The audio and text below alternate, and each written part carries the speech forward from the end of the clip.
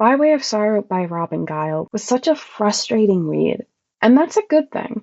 Our main character, Aaron McCabe, is a transgender lawyer who, during the course of the novel, ends up defending a transgender prostitute, Charisse Barnes, from murder charges for allegedly killing the son of a New Jersey state senator.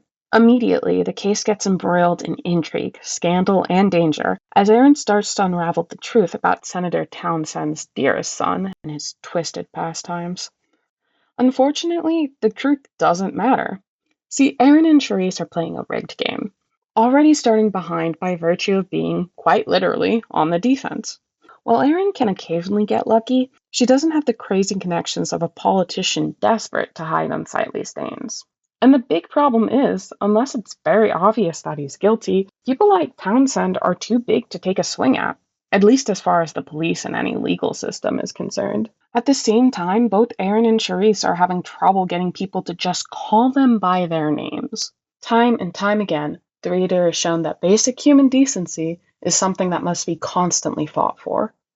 And Robin Guile isn't afraid to show intersectionality and nuances with this. Erin is a white transgender woman who's been out for a while. She has medically, legally, and socially transitioned. And while everyone in her family hasn't fully accepted that, she's treated much better than Charisse, who is a poor black high school dropout.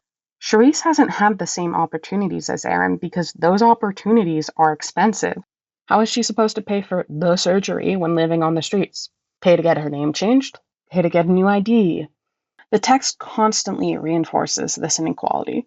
Erin spends so much time just trying to get lawyers and judges to use Charisse's preferred name and pronouns, while Erin, for the most part, is assumed to be cis.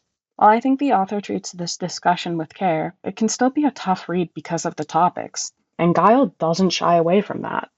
The book prefers to stay grounded when it can, subverting the standard mystery and crime genre expectations with a heavy dose of reality. Major spoilers for the ending, but Erin manages to secure a good settlement for Charisse, having her plead guilty only to theft, serve minimal time, and get paid some good hush money. But it feels so unsatisfying. 4 people died during this case, with Charisse and Erin both enduring heavy trauma after their own near-death experiences. Townsend, meanwhile, is making friends in even higher places, with not one strand of hair out of place. And because of the settlement, everyone involved has to keep silent about the dark truth. It's a resolution that causes more than just some frustration and indignation upon reading. Where's the sweeping courtroom drama as Townsend is forced to watch as his son is posthumously proved to be a killer? Where's the breakdown as power crumbles before his eyes, as everyone learns what a twisted man he himself is, the man who knew all along and covered it up with more and more blood? We don't get any of that. The book does end with a small bright spot, though, as Erin visits her family for Thanksgiving, and we're hit with the saving grace of her father finally calling her by her name. It's treated as a big thing, but honestly, I'm just hit by how small it is. Again, that's it? Is this really the best we can hope for? That if you're trans, black, female, or any other minority, the only battles you win have to be hard fought for. You'll never get the full victories, and to get any of that, you have to walk the long, treacherous, dangerous path full of constant fear, rejection, and danger.